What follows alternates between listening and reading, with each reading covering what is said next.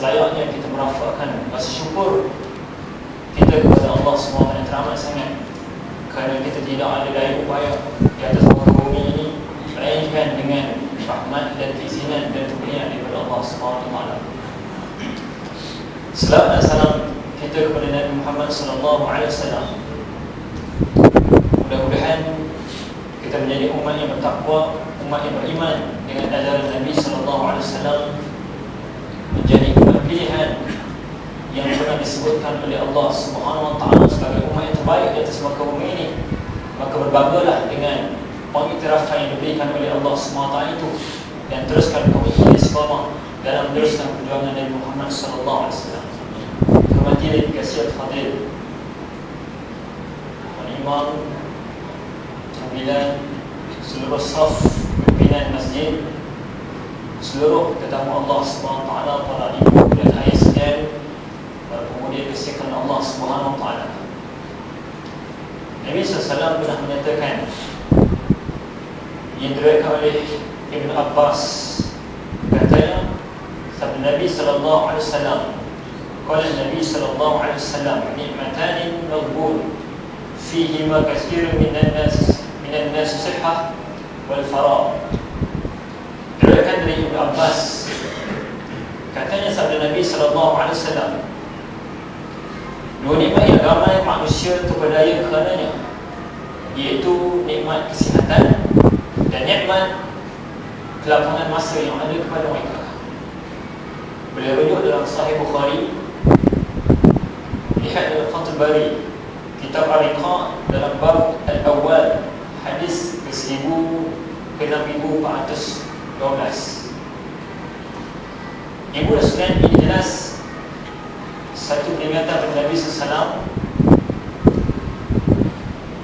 Dua nikmat yang boleh memperdayakan manusia ialah nikmat sihat dan nikmat banyaknya masa lapang yang dengan nikmat sihat itu mereka tidak gunakan kesihatan yang ada itu untuk melakukan kebaikan, bahkan digunakan kekuatan fizikal yang ada pada diri mereka itu untuk melakukan kemungkaran, bahkan melawan perintah Allah SWT. Ini banyak berlaku kepada manusia. Nikmat kedua adalah nikmat masa lapang yang banyak.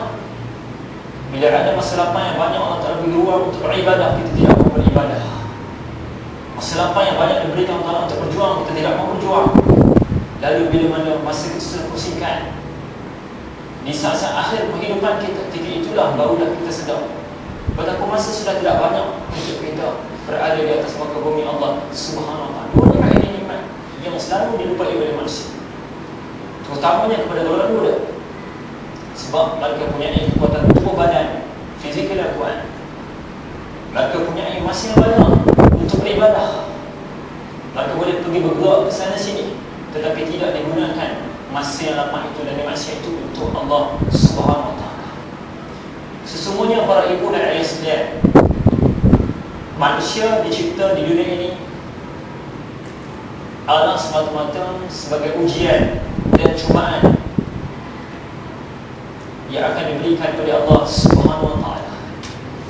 Kalaulah dunia ini bukanlah sebuah ladang cubaan dan ujian, apa erti kita hidup di atas muka bumi ini? Sebab itu Allah Ta'ala datangkan berbagai-bagai perkara di atas muka bumi Allah Subhanahu Wa Taala. Ada benda baik, lawan yang berjahat. Ada benda baik, lawan yang benda tak baik. Maka manusia boleh pilih. Kalau dia pilih benda baik, insya-Allah dia akan mendapat pengampunan dan redha daripada Allah Subhanahu Wa Taala. Kalau dia pilih benda tak baik, maka dia sedang menumpa murka dan azab Allah Subhanahu Wa Taala. Jelas perkara ini ada depan mata kita, para ibu dan saudara. Depan mata kita ada isu sekolah ayah abang. Ramai orang pilih khamar ataupun arak untuk diminum dan tak pilih benda. Depan mata kita ada, orang kata dalam masalah selalu berkaitan dengan zina. Ada depan mata kita ada wanita yang halal untuk kita kahwin, yang isteri kita, bila isteri dia halal bagi kita. Tapi ramai lagi orang pilih jalan lain dengan melakukan perzinahan. Ini benar berlaku dalam negara kita dan di atas muka bumi Allah Subhanahu Wa Taala ini. Depan mata kita ada cara nak cari rezeki halal, tapi ramai orang cari rezeki cara salah, ambil rasuah, makan riba dan sebagainya. Jelas melawan apa yang diperintahkan oleh Allah Subhanahu Wa Taala. Ibu dan sekalian, cuba lihat Surah Al-Mulk, surah yang selalu kita baca sebelum kita nak tidur, surah yang digambarkan Nabi boleh menyelamatkan kita daripada azab kubur suatu hari nanti. Hatta dalam banyak kisah kita dengar sampai setahap orang-orang soleh ini yang selalu mengamalkan surah Al-Mulk sebelum tidur. Ada di kaum mereka yang waktu nak meninggal dunia, waktu sakaratul maut, dia akan menyebut ayat ini. Sebab hidupnya tiap-tiap hari tak pernah lupa baca surah Al-Mulk sebelum tidur. Sebab dia yakin sangat dengan surah ini boleh menyelamatkan beliau bila mana beliau mati, bila mana berada dalam kubur, insya-Allah akan diselamatkan oleh Allah Subhanahu wa taala. Kata Allah Subhanahu wa taala dalam ayat 2 surah Al-Mulk, "Allazi khalaqal mauta wal hayata liyabluwakum ayyukum ahsanu amala wa huwal azizul ghafur." Dialah, yakni Allah, yang menjadikan mati dan hidup supaya dia menguji kamu, wahai manusia. Siapa di antara kamu yang lebih baik amalannya? Dan dialah yang maha perkasa lagi maha pengampun. Al-Mulk ayat kedua. Allah lah yang menjadikan kita dan Allah lah yang akan mematikan kita. Allah Ta'ala yang menghidupkan kita para ibu sekalian, dan Allah Ta'ala lah yang akan mematikan kita. Tidak lambat sesaat dan tidak cepat sesaat. Sampai waktu kita bertemu Allah Subhanahu wa taala, kita tidak boleh meskipun kita berada dalam rumah yang kebal, dikawal oleh ratusan pengawal, namun malaikat Allah Subhanahu wa taala bisa mencabut nyawa kita. Meskipun kita lari ke negara lain dengan niat untuk melarikan diri daripada al-maut, bila sampai waktu mati kita, Allah Ta'ala tidak melambatkan walaupun sesaat. Jadi para ibu sekalian, kita ingat mati urusan Allah Subhanahu wa taala dan hidup juga urusan Allah Subhanahu wa taala. Ibu dan sekalian, dengan ayat ini patutnya kita dah muhasabah. Kita dah bersedia untuk bertemu dengan Allah Subhanahu wa taala. Kalau kita tahu Allah Ta'ala sentiasa membuka pintu pengampunan kepada kita untuk kita mohon ampun atas segala dosa yang pernah kita lakukan ketika mana kita hidup di atas muka bumi Allah Subhanahu wa taala. Para ibu dan ayah yang dikasihikan Allah Subhanahu wa taala, manusia ini umpama berada dalam satu medan ataupun dalam satu dewan ujian yang besar yang meliputi seluruh muka bumi ini. Kalau anak-anak kita mereka mengaji pada sekalian, mereka duduk dalam Dewan Peperiksaan SPM, STPM, UPSR, PMR. Mungkinkah ketika mana mereka berada dewan itu, mereka begitu berdebar dan sangat takut nak berdepan dengan setiap soalan-soalan yang akan diberikan bila mana mereka buka kertas peperiksaan. Begitu juga kita manusia, kita sedang duduk dewan yang sangat besar. Dewan ini diumpamakan sebagai dunia, iaitu tempat manusia duduk seperti waktu untuk mereka berada dalam ujian yang akan Subhanahu wa taala. Dan di sana para ibu sekalian, adanya pengawas-pengawas yang dihantar oleh Allah Subhanahu wa taala yang akan mengawal setiap pergerakan yang dilakukan manusia, sama ada benda itu dibuat kecil atau besar.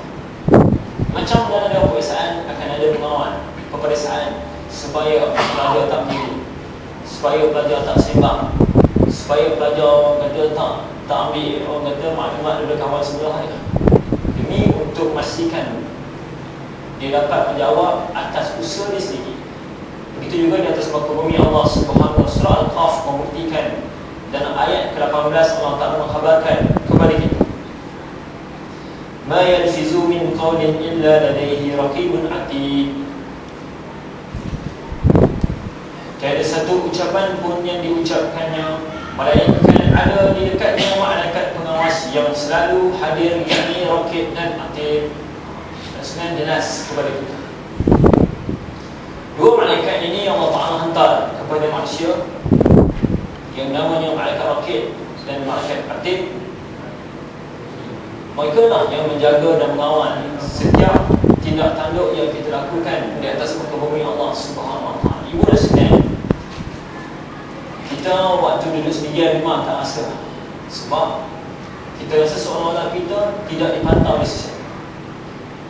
Tapi bila sedang cuba bayangkan kalau kita sedang dikejar oleh polis ataupun kita sedang diikoni oleh polis, bukan kamu dengar saya itu, seolah-olah kita melakukan kesalahan. Cuba bayangkan Kalau kita dikejar atau diburu oleh seseorang, jiwa kita tidak tentera. Cuba kita rasa perasaan itu bagaimana malaikat roket dan artis sentiasa duduk di kanan dan kiri kita. Kita buat baik dia cantik, kita buat muka, buat buruk dia cantik.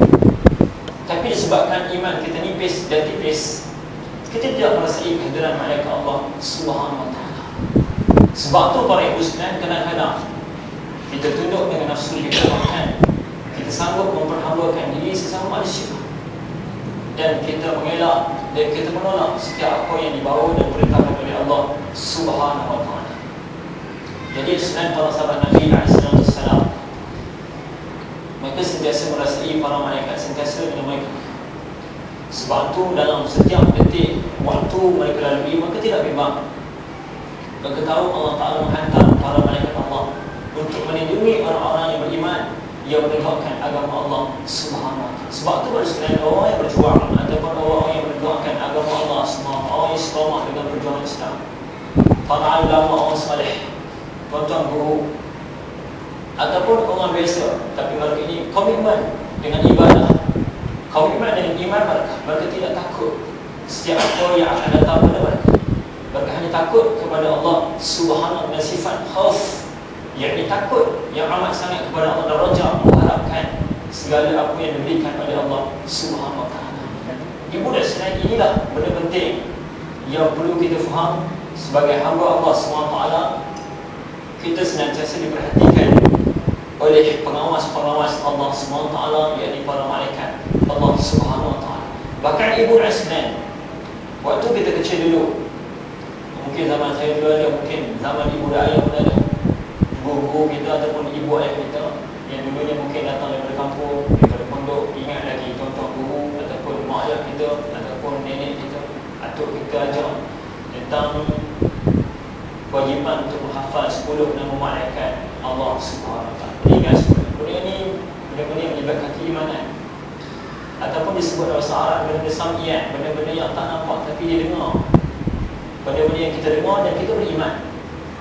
Kita dengar adanya malaikat Jibril, tugasnya memberi wahyu kepada Nabi SAW dan menurunkan kalam Allah kepada Nabi SAW. Kita wajib beriman kepada malaikat Jibril. Kita tahu namanya malaikat Mikail yang menurunkan hujan dan menurunkan rezeki kepada manusia. Kita beriman kepada Allah Subhanahu wa ta'ala. Sebab tu kita tidak ego dan tidak belagak, tidak menganggap semua rezeki yang kita dapat itu hasil usaha kita semata-mata. Mungkin hari ini kita kaya raya, minggu depan Allah Ta'ala boleh taruh nikmat itu. Mungkin hari ini kita sihat, minggu depan Allah Ta'ala takdirkan kita accident dan kita lupa. Apa berlaku ketika itu? Mungkin hari ini kita hebat sebagai seorang pemimpin, satu masa kalau kita jatuh, siapa kita desain itu? Jadi para ibu sekalian kena ingat, semuanya terletak kepada kehendak dan izin daripada Allah Subhanahu wa ta'ala. Ibu dan ayah dikasihi oleh Allah Subhanahu wa ta'ala, tubuh badan mereka dan juga bumi akan turut menjadi saksi terhadap mereka, dan seterusnya antara manusia saling menjadi saksi oleh sebahagian terhadap sebahagian lain. Sedang Allah pun menjadi saksi terhadap segala yang ada di atas muka bumi ini, setiap manusia. Allah Ta'ala sendirilah yang akan bersaksi bila mana mereka bertemu dengan Allah Subhanahu wa ta'ala.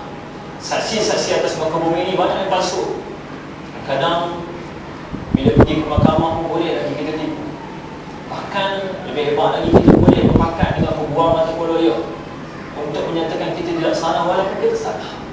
Tetapi di yaumul akhirah nanti, kena ingat para ibu dan saudara, bumi ini akan bersaksi terhadap apa yang kita buat. Bahkan tubuh badan kita sendiri yang akan bersaksi terhadap apa yang kita lakukan, para ibu dan saudara. Tiga itu bukan mulut kita dikunci seberapa-apanya, kerana lidah dan sifatnya menipu. Kita kalau boleh sekalian, kalau kita bersalah ataupun kita buat kesalahan, kalau boleh kita nak cari hujah ataupun helah, nak bilang. Sukar untuk kita mengaku kesalahan dan susah untuk kita minta maaf. Ini sifat manusia. Nanti tangan kita akan bercakap, mata kita akan bercakap, kaki kita bercakap. Kalau kaki ni selalu pergi ke tempat maksiat, kena ingat, memang hari ini kaki tak boleh bercakap. Di depan Allah Ta'ala dia akan cakap. Ini kena beriman. Tangan kita suka mencuri, tangan kita ambil rasuah, ambil riba, tangan kita pegang orang perempuan yang bukan muhrim. bagi kita. Di akhirat dia akan menjawab depan Allah Subhanahu. Tangan pun tak sanggup nak menipu Allah SWT. Bahkan dia mencela, Puan milik tubuh badannya kerana kenapa buat begini terhadap, sedangkan aku juga hamba Allah Subhanahu. Ibu dan sekalian, kita kena faham itulah kehidupan kita, dan ke mana pun tidak dapat kita elakkan sekali kita akan berdepan dengan sesama yang saya ceritakan tadi. Inilah yang dinamakan keimanan yang kita tidak nampak, tapi kita beriman kepada Allah SWT. Kita tidak pernah melihat Allah SWT, tapi kita beriman kepada Allah SWT. Kita tidak pernah melihat wajah Nabi Muhammad SAW, tapi kita beriman dan kita yakin dengan seyakin-yakinnya Nabi SAW pernah hidup saja dengan bukti yang banyak di atas muka bumi ini, dengan bukti yang jelas yang kita nampak dengan mata kuliah Mekah dan Madinah, makam Nabi SAW dan seluruh tempat peristiwa sejarah perjalanan Nabi SAW itu benar ada hingga ke hari ini. Dan kita beriman dengan Al-Quran Al-Karim bahawa Nabi SAW pernah hidup. Inilah kewajipan kita untuk mengembalikan keimanan kita kepada benda-benda yang kita tidak nampak, tetapi kita yakin ia ada orang ibu tersebut. Ibu dan ayah kasihkan Allah Subhanahu Wa Taala. Adapun tempoh ujian tersebut, maka ia bermula daripada saat seorang itu dikira mukallaf dan balik sampailah ke saat kematian. Jadi kalau anak-anak kecil ni tak dikira lagi dosa dan pahala yang dia buat. Anak-anak kecil kita sebenarnya, bayi ke 3-4 tahun ni yang belum balik lagi. Jadi kalau anak-anak kita buat salah sekian, janganlah dihukum seteruk-teruknya. Tapi zaman sekarang sebenarnya benda itu pun ada. Muda umur 5 tahun, 4 tahun, tak tahu apa pun, patut boleh tarbiyah dengan baik, dipukul dia teruk. Dia tidak menanggung dosa lagi. Jadi sebenarnya di situ seni kita mendidik anak-anak, bagaimana kita mentarbiyah anak kecil yang tidak tahu apa-apa. Maka inilah generasi penerus perjuangan masa depan Islam.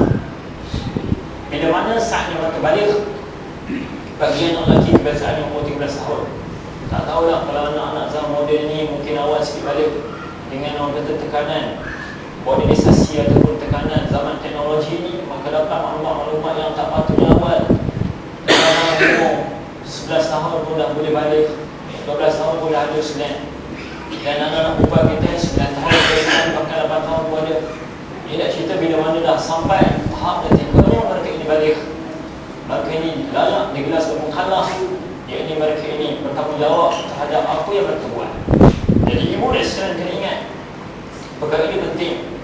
Dan kalau kita kira-kira balik umur kita sekarang ni berapa? Kalau umur saya 26 tahun, saya balik umur, katalah saya balik umur 15 tahun, 26 tolak 15, jumlah lebihan tahun itulah saya menanggung setiap dosa yang saya lakukan dan saya menanggung pahala yang saya buat. Begitulah menjadi ibu dan sekalian kita balik. Berapa tahun dah kita ada? Berapa tahun dah kita menanggung dosa dan pahala sendiri, dan kita kena muasabah. Sekarang ni banyak dosa ke pahala yang kita tanggung para ibu dan sekalian. Ibu yang dikasihkan Allah Subhanahu Wa Taala. Kalaulah seorang pelajar berada dalam dewan ujian, ia tentu mengetahui berapa lama lagi bagi masa yang diperuntukkan baginya. Akan tetapi manusia yang hidup di dunia ini tidak mengetahui berapa lama lagi sisa dan bagi umurnya, tapi mereka boleh mengagak bilakah masanya bagi umurnya akan habis dan tamat. Boleh agak masa. Kita tidak tahu bila, tapi boleh kita agak bila kita akan bertemu Allah SWT. Kita boleh agak. Bagi orang muda, jangan kita agak bahawasanya kita akan mati umur 30 tahun, kemungkinan tidak. Kemungkinan esok semua boleh mati. Sebab mati tak kenal tua dan muda. Bagi golongan yang dah tua dan dewasa, para ibu dan sekalian, kita perlu ingat kemungkinan pada bila masa Allah Ta'ala boleh panggil kita untuk bertemu dengan Allah Subhanahu. Tiga itu sebenarnya bantal kita adalah membantalkan tanah. Tiga itu sebenarnya pakaian yang kita pakai yang megah-megah itu sebenarnya pakaian yang kita bangga-banggakan ini tidak dapat kita bawa, hanya berbalutkan kain kapal yang putih yang menemani kita. Kain kapal itu akhirnya sudah tidak ada sebenarnya kalau dimakan oleh budak-budak, kecuali pada zaman soleh yang beriman, hafiz Quran yang dipelihara oleh Allah Subhanahu. Orang syuhada pernah berlaku satu ketika di Palestin pada Islam. Ini ceritakan oleh Dr. Jamil Azhar. Beliau ni seorang doktor yang hebat. Beliau mengikut satu delegasi pergi ke Gaza, pasukan perubatan, dengan niat untuk membantu umat Islam di Palestin yang dibunuh oleh rejim Zionis Israel. Satu tiga para ibu Islam ketika mana beliau orang kata mengendalikan jenazah seorang anak muda yang syahid meninggal ketika itu. Dia kata, kalau pertama anak masuk ke bilik tersebut, anak tidak pernah bau wangian seperti ini di tempat-tempat lain. Sedangkan bilik itu tidak ada wangi. Cuba bayanglah hospital di Gaza ni bukan hospital kita, bukan memang begini. Cukup-cukup je peralatan tu pun hospital mereka dibom oleh Zionis Israel. Tak cukup peralatan. Cuma mereka orang kata diburu oleh musuh-musuh Allah semua. Bukan ada hospital, masjid-masjid pun roboh di sana. Hanya tinggal menara masjid saja. Bukan senang untuk menggerakkan Islam di sini. Dan solat dalam Masjid Al-Aqsa memang tidak dapat dikawal ketat oleh Zionis Israel. Boleh solat di dua-dua saja.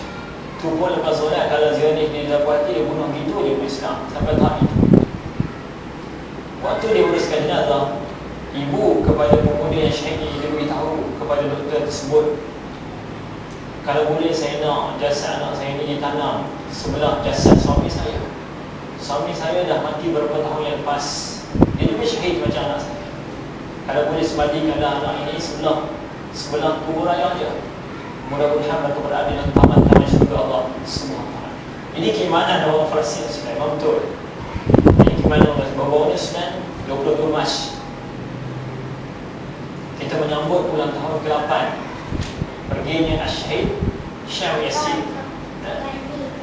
Dah masuk tahun ke-8 beliau meninggalkan muka bumi ini dan pergi meninggalkan kita, meninggalkan pewaris perjuangan Islam untuk meneruskan perjuangan yang dibawa oleh mereka yang ingin mendaulahkan bumi Palestin, ingin menyelamatkan kota Al-Quds.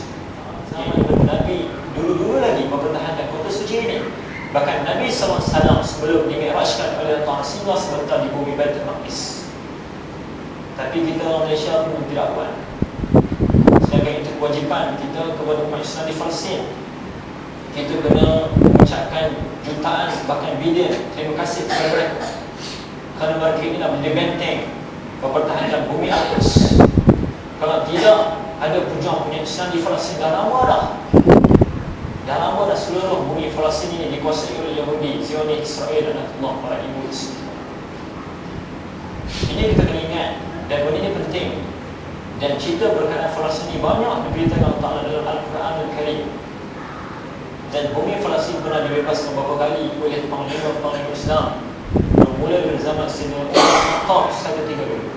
Ibu dan Islam kasihkan Allah Subhanahu Wa Ta'ala.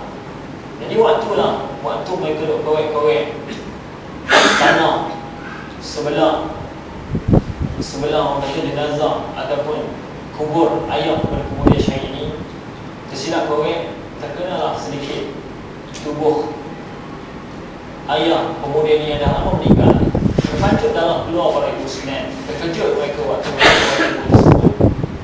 Darah keluar tak berhenti, terpancut banyak, keluar laju Sinan. Lalu orang tanya bagaimana dia mati dulu. Dia mati dulu dibunuh oleh Zionis Israel. Ulama kata dia syahid. Inilah jenazah orang yang syuhada. Allah Ta'ala pelihara jenazah dia tidak rebut para ibu Sinan. Tak rebut Sinan. Orang tengok masih rebut lagi. Muka tutup semula, muka cucikan sedikit, badan beliau tutup semula dengan kain kafan, dan akhirnya semandikan anak beliau syahid di sebelah bapa dia. Kata itu dia kata benda ini susah nak tengok kat Malaysia. Memang tidak ada. Jadi sebenarnya kita suka nak dapat syahid, tapi kita boleh mati dalam solat dengan kita beramal dengan Quran Al-Karim. Semua ada amalan baik sebenarnya boleh buat. Kalau sebenarnya minat bersedekah, semua nak bersedekah. Kalau ada RM1 bagilah RM20. Kalau ada RM20 bagilah RM20 kepada orang berkan, kepada rumah-rumah Allah, kepada masjid dan surah dan sebagainya. Sampai tak itu kita cuba didik kita dengan satu amalan yang boleh orang kata menyebabkan hati kita jadi lembut, insya-Allah. Ibu dan ayah kasihkan Allah Subhanahu Wa Ta'ala.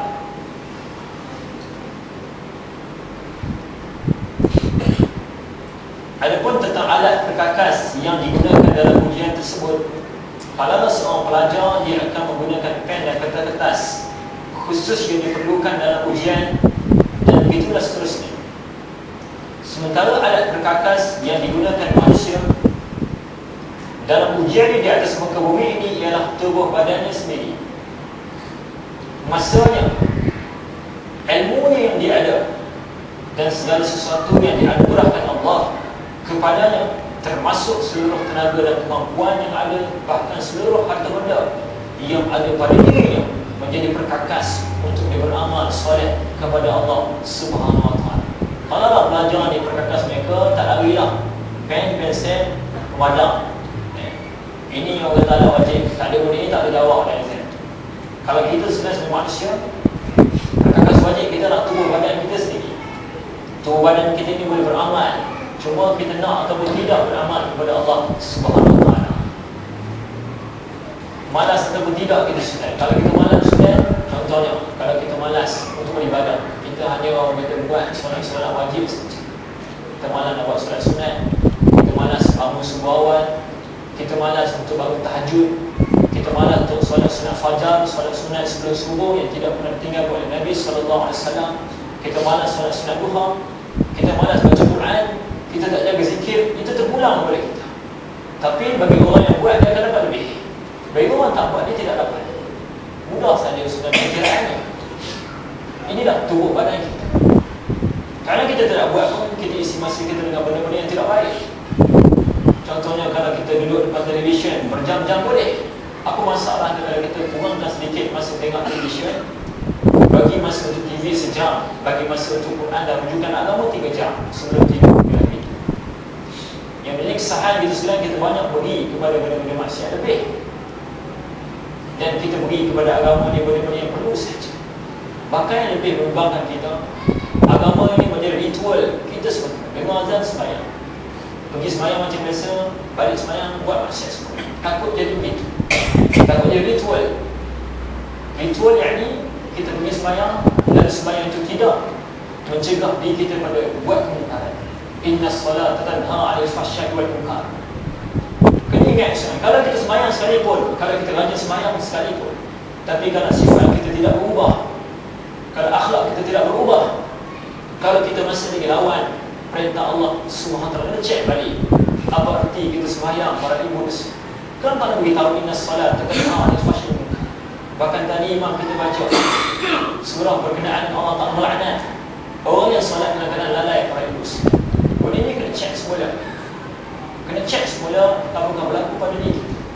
Jadi orang yang menjaga solat, dia sangat sensitif dengan maksiat, dia sangat sensitif dengan benda-benda munkar. Inilah orang yang menjaga solat. Kalau lah kita sebagai orang muda jaga solat, tapi lepas solat kita boleh pula keluar naik motor dengan perempuan mana-mana, dengan awet kita kan, contohnya pergi ke sini. Mungkin tak berlaku lah pada ayah-ayah yang ada depan anak ni, pada ibu mungkin tidak, tapi pada anak muda mungkin berlaku. Solat macam biasa, tapi keluar jadi pukul 9, 10 malam, nampak lain clear, konten perempuan tersebut, keluar dah pergi jalan mana-mana. Habis tak dia guna arti dia sembahyang, dia tunduk dan rukuk sujud kepada Allah Subhanahu Wa Taala. Apa ini kena muasah maksudnya. Jadi kita jangan terperangkap dengan ritual semata-mata. Kadang anak kita dia beritahu dah sembahyang lah, dah sembahyang belum, dah sembahyang. Aku kena cek apa mana yang dia buat, cek apa benda yang dia buat. Apakah solat itu mencegah daripada kemungkaran sebenarnya. Contohnya benda basic saya selalu sebut kepada pelajar sekolah, kalau dipanggil untuk beri motivasi dan sebagainya, bab kecil-kecil ni. Kadang bab aurat, anak kita kecil-kecil sebenarnya mereka ni minat main bola, mereka masih jaga solat, dan daripada mak ayah ni tak perasan tersebut. Patutnya di saat kecil ini dah dididik cara untuk aurat, tapi kadang-kadang kita lepas pandang, kita sembahyang asal macam biasa, tapi keluar rumah pakai solat pendek. Bila dia biarkan kerana itu, bila dia semakin besar, dia sifat ego dan sifat besar diri, akhirnya dia susah nak dengar cakap mak ayah, sebab dia bila kecil tak mula lentur mereka. Sebab itulah pepatah Melayu menyebut melentur burung, biarlah daripada burung. Benda ni berlaku sekarang, benda kecil-kecil dia berlaku pada kita. Bermula pada saat inilah anak-anak kita bermula sebanyak dia orang kata terlibat dengan benda-benda muka. Ni tak cerita lagi pak dia pergi singgah sampai kafe ke. Dia saya boleh cerita sebab memang alam kita berdepan dengan pelajar, dengan mahasiswa, dengan anak muda ni begitu. Jadi nak cerita dekat sini, kita kena didik dan tarbiyah mereka supaya mereka faham daripada solat itulah bagi didik. Dan saya bangga tengok di belakang sana ada anak kecil baca Quran, Masya Allah. Kita rasa kagum dan rasa bersyukur banyak. Sebab mereka ni mengalalkan nama-nama Allah SWT, mengalalkan kalam Allah. Dan benda ni yang kita nak diisi bawah dan kita teruskan para ibu di sini. Banyak lagi ni anak muda sekarang ni, kat luar sana, anak kecil seperti ini yang terbiar, yang waktu sekarang main video game. Kadang-kadang kalau saya emergency tak sempat nak print bahan dekat pejabat, tak sempat nak buat kat rumah, saya singgah ke kafe Sunan. Bila masa di kafe yang banyak, di kafe ni Sunan, anak-anak kita kecil-kecil. Sebab biasanya orang dewasa ni mereka dah tak boleh ke kafe, dia orang ada internet kat rumah, mereka ada iPad lah, Samsung Tab dan sebagainya. Tapi anak kecil ni, darjah 6, tingkat 1, dan 2 Sunan, kita tidak menyalahkan mereka pergi sana kalau betul dia nak berhibur sedikit banyak boleh. Tapi ada hal. Tapi kalau di sana sebenarnya mereka ni belajar minta ilmu, Masya Allah. Kita tengok lagi, tengok kadang seorang tengok ni buat apa ni? Ni buka gambar apa ni? Tak ada kawan. Relax lah bang, gitu kan. Relax lah, baru dah jenam. Relax lah bang, ada abang ni boyo dah ada tengah juga. Dia tak kenal kita siapa. Kita rasa nak menampak dia sebenarnya. Dia tak boleh sebenarnya. Lepas tu pergilah sebelah dia, buat apa ni anak? Saja ni nak check dengan awet kita. Awet kita. Dia semalam dah jawab apa? Ajar 5, awet dah jawab apa? Awet je 6. Elok. Selain ni berlaku kepada anak kita di rumah sana. Lepas tu tak cerita lagi bab perbualan dan percakapan mereka. Ini kena pantau sebenarnya. Kalau yang ada cucu-cucu tu kena pantau sebenarnya. Jangan terlalu sangat. Cucu-cucu kita sekarang ni bukan macam cucu dulu. Cucu-cucu dulu mungkin memang ni sama dengan Allah Ta'ala, bebas dan patuh. Cucu sebenarnya cucu-cucu yang lain macam. Dia boleh reka semua dia dan dia boleh tipu tok wan dia. Tok wan orang kena. Dia boleh tipu rumah dia, atuk dia. Bahkan kadang-kadang kata-kata mereka dalam cyber cafe ni sangat-sangat teruk. Bahkan khusus ucap sangat banyak. Mencarut dia boleh best. Sebab tu ada rumah kadang terlepas pada mak ayah, mencarut pada mak ayah. Kadang berlaku. Bila mak dengar kata itu, rasa orang kata nak mencucur di mata dia, anak dia maki di sini. Tu kecil-kecil dah belajar. Ayah dia tegur sikit, anak dia balas berkali-kali, terkeluar ayat-ayat ucap. Dia belajar dari benda gini sebenarnya. Jadi kena ingat betul-betul kita nak selamatkan anak yang kita berkat bawahan, kerana mereka yang akan air pada masa depan. Ibu dan ayah kesian Allah SWT itu sedikit banyaklah tentang isu semasa yang sedang berlaku kepada anak-anak kecil kita yang sedang beradu. Bagi saya, mereka ini adalah mata yang akan dijaga untuk masa depan perjuangan Islam, insyaAllah. Ibu dan ayah kesian Allah SWT. Ujian ini mengandungi beberapa persoalan. Bila sebut ujian, mesti ada soalan. Soalan pertama yang tak nak berikan kepada kita, yang perlu kita jawab dan kita tunaikan dari semua bumi. Segala perintah yang berbentuk fardu wajib kita lakukan. Wajib ni tak boleh tinggal lah. Kalau kita tak sembahyang, kita tak ikut perintah Allah. Banyak sebenarnya bunyi saya keluar dari sahabat. Dia jadi driver kepada seorang orang kaya. Ibu ni saya jemput bagi ceramah dekat kampung, bagi kuliah dekat kampung. Saya kontak lah sahabat saya ni. Dia selalu suka-suka, dia kata, Ustaz nak pergi mana kita tahu lah.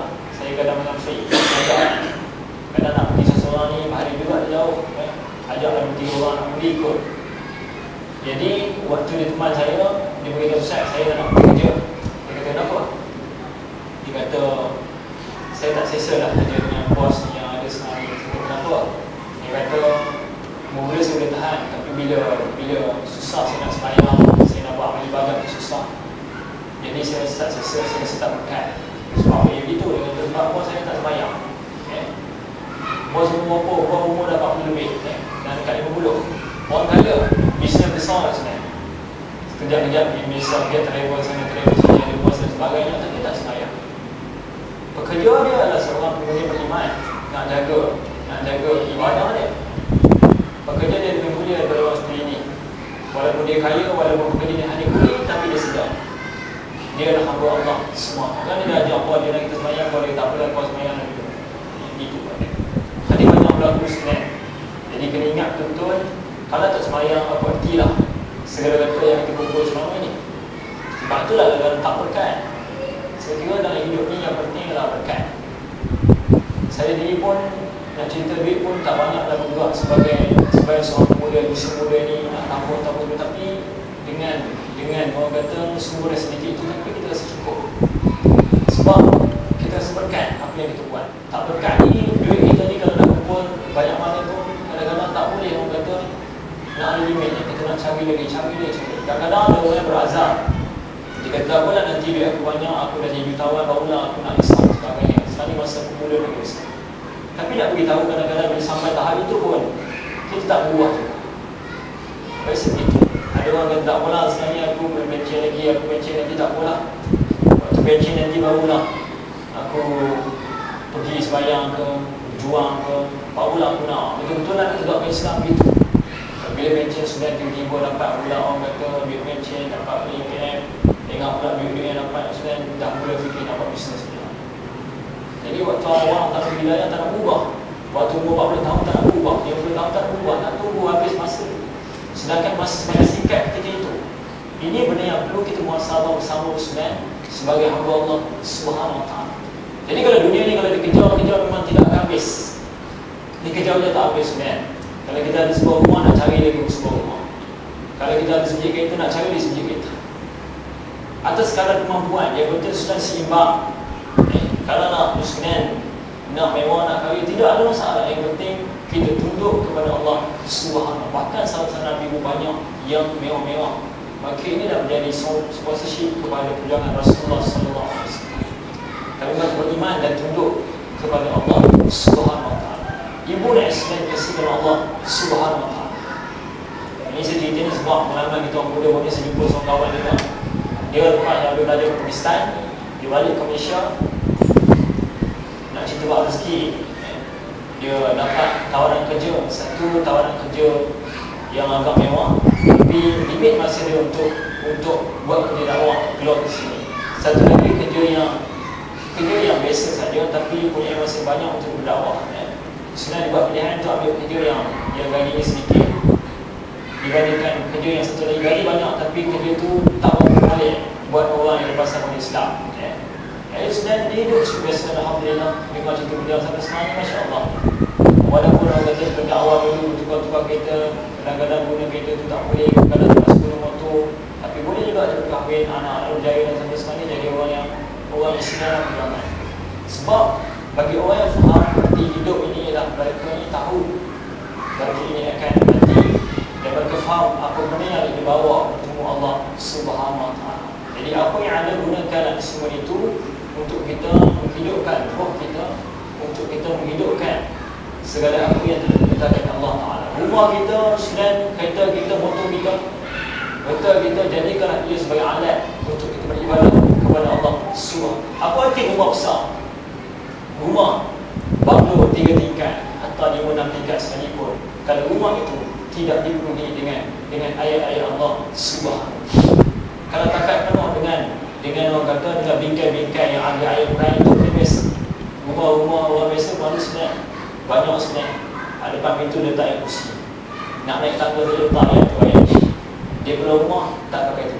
Tak ada dia. Rumah bukan main dia penuh ayat jambi sebenarnya. Penuh ayat-ayat yang dia gantung dengan niat supaya jin tak masuk. Rupa-rupa jin dah duduk dalam badan. Anda cerita benda ni berlaku kepada kita sebenarnya. Jangan kita jangan benda remeh. Benda ni berlaku. Umat Islam akhir zaman memang begitu. Mereka melihat material. Dia ingat sebuah benda yang dibuat itu boleh menyelamatkan dia daripada hati syaitan yang sentiasa menggoda mereka. Kalau kita rumah kecil pun tak usulan. Rumah kita cukup-cukup yang nak beranak hidup. Tapi anak-anak yang soleh, isteri soleh, suami yang soleh. Rumah itu dipenuhi dengan bacaan Quran Al-Karim. Bukankah hebat rumah tersebut? Inilah rumah yang pernah dikir oleh Nabi Muhammad sallallahu alaihi wasallam. Ibu dan ayah kasihkan Allah SWT. Walaupun rumah kecil tapi mereka rasa besar.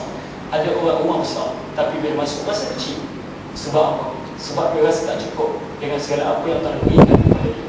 Ibu dan ayah kasih kepada Allah SWT. Perkara kedua, Allah Ta'ala uji kita dengan larangan dan perkara-perkara yang diharamkan, yang wajib kita jauhi. Tadi kita satu wajib dah buat. Kedua, benda haram. Benda haram jangan buat. Yang sebut awal tadi lah, arak tak boleh minum, haram, jangan minum. Banyak lagi minuman-minuman yang baik yang ada di muka bumi. Zina tidak boleh diganti.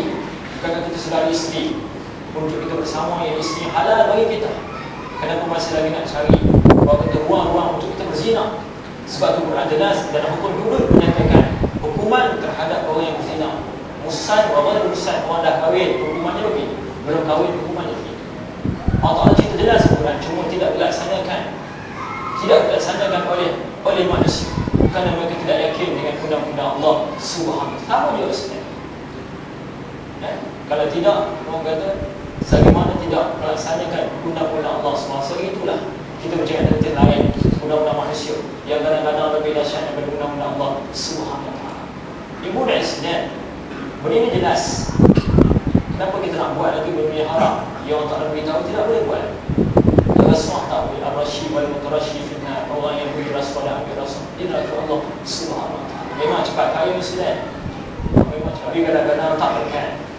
Sampai seketika nanti kalau waktu muda kita suka rasuah, sampai setahap umur dia 40 tahun nanti, dia akan tengok balik hasil-hasil dia buat. Dia tengok rumah dia, Masya Allah, rumah aku ni besar cantik, tapi malah ni rumah ni hasil rasuah. Oh, kereta aku ni cantik, tapi kereta 4-5 bilik ni semuanya hasil rasuah. Dia akan muasawah balik ketika itu macam mana dia nak buat, macam mana dia nak buat. Ketika itu baru dia rasa bersalah. Dia tengok balik, bila dia tengok anak-anak dia, Masya Allah, sebab apa anak-anak tak menjadi, fikir-fikir balik. Satu ketika dulu aku bagi anak-anak aku makan daripada sumber rezeki yang tidak ada. Duit ni lah aku bawa balik ke rumah, aku bagi anak aku makan, bagi isteri aku makan. Rupanya duit tu duit haram, daripada luar rumah dia bawa balik ke rumah. Benda ini benda yang kecil-kecil, jangan diperhatikan oleh kita. Tapi bila sampai saat nanti dan kita tersedar, barulah kita tahu inilah puncanya. Allah Ta'ala tidak memberikan keberkatan terhadap kehidupan keluarga kita. Ibu dan Islam kasih kepada Allah SWT, benda ini kena jauhi, benda-benda haram yang kita tahu wajib dijauhi. Yang ketiga Islam, sebelum mengakhiri kuliah pada malam ini, segala nikmat yang Allah Ta'ala beri wajib kita syukuri. Wajib syukuri Islam. Segala nikmat Allah Ta'ala beri ini wajib syukuri. Sehingga kita janganlah bersangka buruk dengan Allah Subhanahu wa taala. Jangan sekali-kali ada sifat sangka buruk dan sangka tak baik kepada Allah Subhanahu wa taala. Jangan sesekali kita menafikan nikmat yang Allah Ta'ala berikan. Sebab setiap makhluk yang melata di atas muka bumi ini punya rezeki yang diberikan oleh Allah Subhanahu wa taala. Cuba tengok burung Islam. Dalam hadis Nabi banyak dari cerita tentang analogi burung. Burung-burung ni keluar waktu pagi, waktu subuh hari. Dia pun macam kita juga, tak ada burung yang tidur daripada pagi sampai tengah hari sampai malam nak tunggu makan sampai tak ada. Burung juga mencari rezeki.